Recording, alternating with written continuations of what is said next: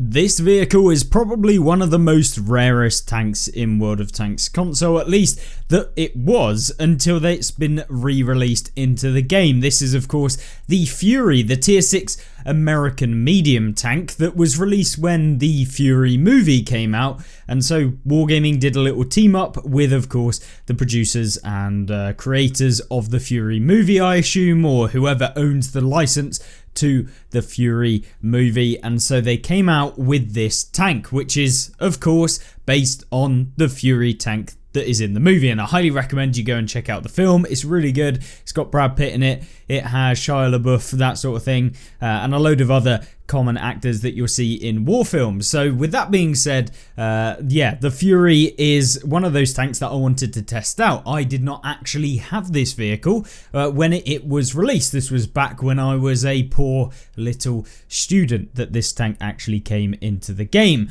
and so yeah, spending money on this vehicle probably wasn't on the top priority of my list, as I'm sure even though it would have cost about the price of a pint, my priorities were definitely not in the right places, so the pints were probably what got bought. Either way, the Fury itself, the tier 6 American medium, and of course based on the M4 Sherman variants that we have in the game. I mean, there's a ton of them. Look at the Sherman Jumbo, the Easy 8 here. We've got the Calliope T-34 Sherman variant with the missile tubes. We have the Thunderbolt, which is essentially a similar sort of vehicle.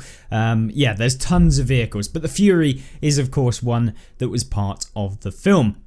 So with that being said, you can pick up the Sherman Fury for yourself if you're interested in picking it up and you've had a look and you're wondering, is it actually worth it, and you've watched through the review as we get into it later on, then yeah, you can actually pick it up right now. Now we have no idea whether this will ever be re-released ever again. Now this is of course a license contract or I guess by Wargaming and whoever owns the rights to Fury, but either way it is not guaranteed that it will ever come back. So if you are interested in picking this exclusive up, then I would recommend purchasing it now. If you really want this tank, don't go running out there to try and buy it if you're not particularly too fussed, or you've played these sorts of tanks and you hate them, because at the end of the day it is a Sherman that has the similar sort of characteristics as all of the other Shermans, so it's not going to play amazingly different. It's not going to be a KV2 Sherman variant like you might see with the Derp Shermans that we have got in the game. It's nothing particularly new,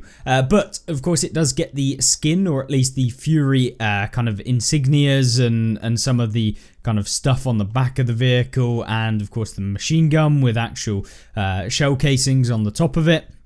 Whereas a lot of the other Shermans, you just don't get them. So if you wanted a skinned version that is a premium and does earn you some additional bonuses, such as 50% more silver, which for a tier 6 vehicle, a tier 6 premium vehicle, is actually very uncommon. You don't usually get a 50% silver bonus with a lot of the tier 6 vehicles. For example, the Thunderbolt there gets 122 as opposed to the 150. You see with the Calliope, that gets 122. So you can kind of see where I'm coming from when it comes to this tank. Is actually a little bit more special than some of the other ones, as per it's a licensed vehicle. It gets 12 degrees of gun depression, which make this tank extremely flexible. Really nice to use on a variety of different terrains. There are a few things that let this tank down, however, having played it and kind of feeling a little bit annoyed about certain aspects of the tank. Not that it is necessarily awful, for sure. This tank is actually pretty fun to play, but there are little niggles that really do annoy me about this vehicle, which is the accuracy. Although the accuracy is 0.32, it is pretty good, and we aren't using a vertical stabilizer, which would help out with some of those issues with the base accuracy of this tank. However, the problem comes with this vehicle is that the aim time is 2.08 seconds, which is not necessarily too bad, but your reload time is 2.35 seconds. So what you find with this tank is that you often reload before you're 100% fully aimed, or you end up reloading and maybe you turn slightly and then you're bloomed out and it becomes a bit of a mess trying to fully aim every time. And of course, every time you do that, you're sacrificing your DPM. But of course, there is a upside to this. Your DPM on this tier 6 medium tank is 2,900, which means it is absolutely crazy, the DPM that you get on this tier 6 medium tank. It really is amazing when it comes to that. So you don't really feel too bad, even if you do miss a couple of shells or maybe you fire preemptively. You're reloaded so quick that it doesn't really matter a whole lot. But of course you want to fully aim where you can, and sometimes it doesn't always work out as you might hope. But either way, of course, this tank does have a couple more drawbacks. It goes 48 kilometers an hour, so of course you're moving, and when you are moving at that sort of speed, the bloom becomes huge, which is a problem. So vertical stabilizers is what I probably would switch out the improved ventilation on this tank for, so I'd remove this and put on vertical stabilizers. I'm not just for this video because of the fact that I've already played the tank, and of course I don't want to spend an extra 500,000 silver on getting the gun stabilizers on this thing. I'll do it whenever I next play the tank. But either way, of course, then when you come down to what else could you put on the vehicle, of course you want advanced loader for improved DPM, and we've gone with advanced optics so that we can spot people during the games and get a little bit of assistance as well, because the base view range of this tank isn't awful, and you can see here we've got 484 meters of view range, which is really nice. In fact, a lot of these Shermans actually have pretty good view range, and of course the higher that you get them up and the higher skill crews and the amount of equipment that you put in, it really does make them pretty good at being able to spot everyone that you come up against. When it comes to, of course, the negatives, however, is that you do get penetration, which is pretty poor. I mean, it isn't awful, it certainly is in line with a lot of the other Shermans, but it is the problem with most of the Sherman variants, is that your standard penetration is only 128.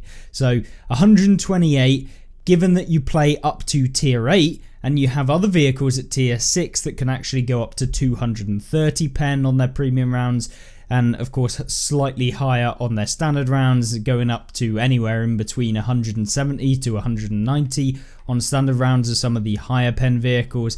Things like, for example, the Sentinel AC4 gets 171 base, same as the Sherman VC Firefly, which you can pick up, which has 171. Having 128 does limit you in those bottom tier matchups when you are in tier 8 games, which means you almost exclusively have to fire premium rounds if you're coming up against heavy tanks, or even some of the mediums that you'll face at tier 8, because of the fact that 128 pen with effective armor values that you get at tier 8 on mediums with a little bit of armor and of course heavy tanks, it basically means you don't really pen them from the front. Even in the lower plates you can struggle with 128 pen, so it is just a flat, I need to load premium rounds here if I actually want to do any damage.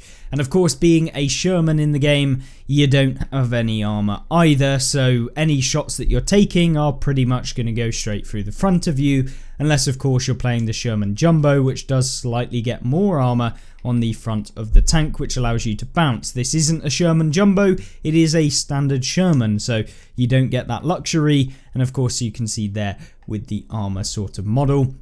The only real places where you will bounce is if someone goes for the cupola and doesn't quite hit it and it hits a weird angle, or maybe they hit the mantler of this vehicle and it may or may not actually bounce off of this tank. So yeah, it can be a little bit of a pain to play to get used to, but when you do get used to it and you know how to use DPM in the game to outmaneuver and just destroy opponents by sheer will and the sheer brute force of DPM, then this tank becomes a dominant force in the game. And we're going to show off one gameplay here to kind of showcase what you can actually do in the game, running through how I actually play it and of course what you want to do. But first, before we start off, how much does it actually cost and is it worth your time in spending your money? Well, the base value of this vehicle with the discount of 15% that we've got currently in the World War II tanks on the store tab is 3,500 gold, which to all intents and purposes is what, like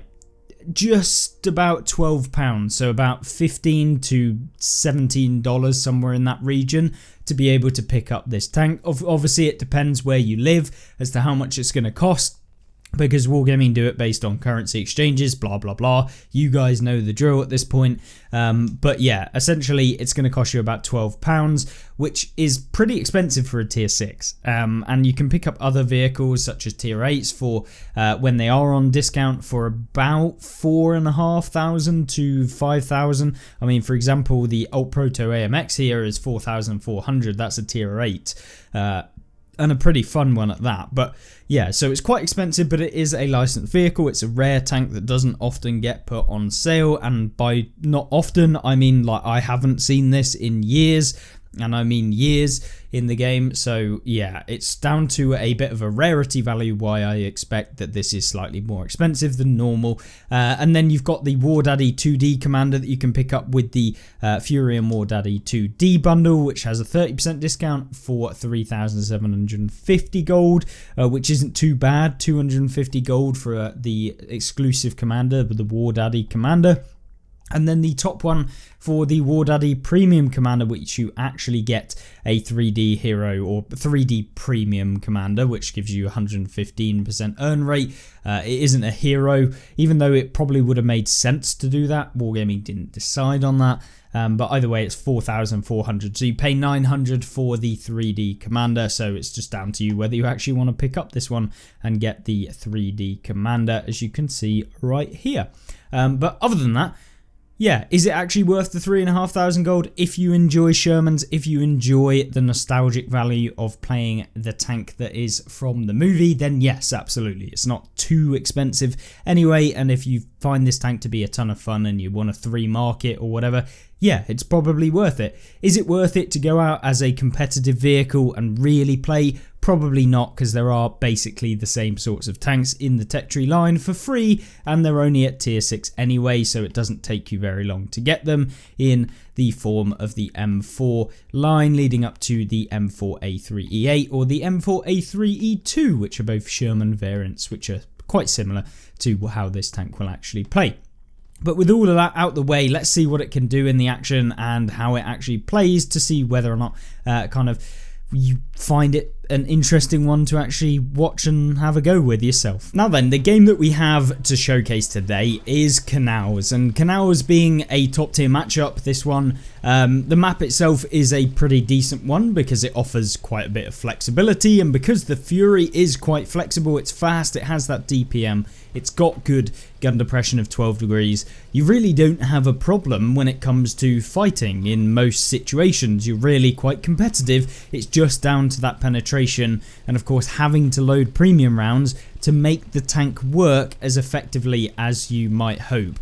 And when you're coming up against heavy tanks, things like Churchills, you can actually struggle with the standard pen because they are just flat armor walls. It's not necessarily an actual term used in World of Tanks, but I'm going to coin it anyway. The flat armor wall, in that essentially if you don't have a penetration value, you don't pen the tank. There's nothing you can really do. There aren't any weak points. It is just purely a penetration kind of way of getting through a vehicle. There are often vehicles like this, and often they are countered by just pressing the down button to be able to load premium rounds, and then they become utterly useless, which is why playing vehicles like that is so painful, because although sometimes you might come up against a tank that can't pen you, 90% of the time someone's just going to press the premium ammunition bar, and then they have better penetration and they can just go straight through you and you no longer ever bounce anything. So that's the problem with flat armor, and of course having just flat armor value is not effective armor in the game, which is why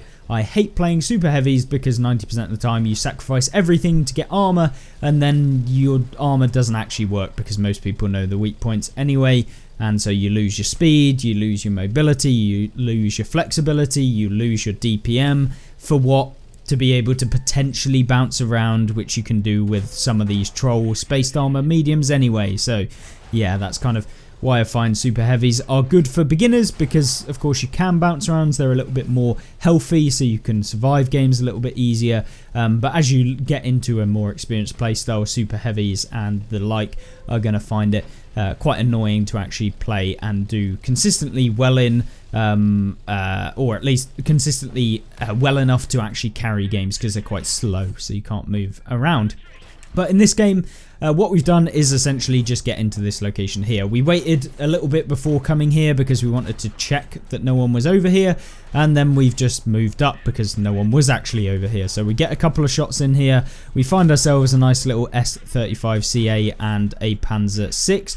The Panzer 6 we finished off blind because he went undetected and he's probably not going to be moving. So there's the surprise, he didn't actually move and we finished him off. The S35CA there, he goes as well as we finish him off, and we're just now going for the Leopard. Get hit there and then get hit by an artillery piece, and then we're kind of a bit worried about this artillery again hitting us, so we go for the Leopard here, finish him off. Hopefully we can get this guy out the game, or just a bit too slow on that round, but we fire a blind one there to get rid of him. And this is where having standard rounds would really suck against the Churchill one, because at this sort of distance you really have to aim a little bit, and RNG becomes an impact on your playstyle. You can see here, this is where the accuracy can be a bit annoying, because of course we're not able to fully aim because of the fact that our aim time is longer than our reload essentially, so that's never good.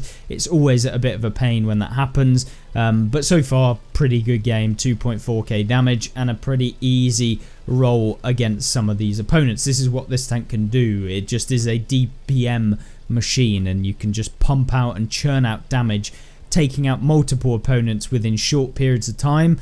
And yeah, I think this tank is very fun to play. I really enjoy these sorts of tanks, but I want to be a realist and let you guys know that it's not always going to be amazing, and of course the accuracy does play a part in that. And you can see even here when we were on the move, it's very bloomy, so of course having vertical stabilizers will definitely help you out in that regard and allow you to hit people further away. It's almost a must, to be honest. I don't know why I didn't choose it. It was mainly for the View Range edition, since in those tier 8 games, even with premium ammo, you can basically end up not doing any damage. So I just wanted increased kind of view range anyway, but unfortunately not able to get it, and we didn't even get 3k in this game, having a lot of damage to pick up at the end due to a couple of badly aimed shots there and a bit of unlucky in where the opponents got spotted. But we still pick up 2,892 damage, and yeah, 200 assistance. Nothing spectacular, but that is the sorts of games that this tank will consistently churn out if you're an experienced player. And if you know what you're doing and you kind of have played quite a few mediums, you can certainly do really well with this sort of tank. And yeah, it will be a great learning curve as to how to aim shots properly in a tank that maybe you don't get the best accuracy or aim time in the world, if you are wanting to kind of learn that and learn it for yourself and kind of develop as a player. So with that being said, do I think this tank is worth it for the average player? Probably not.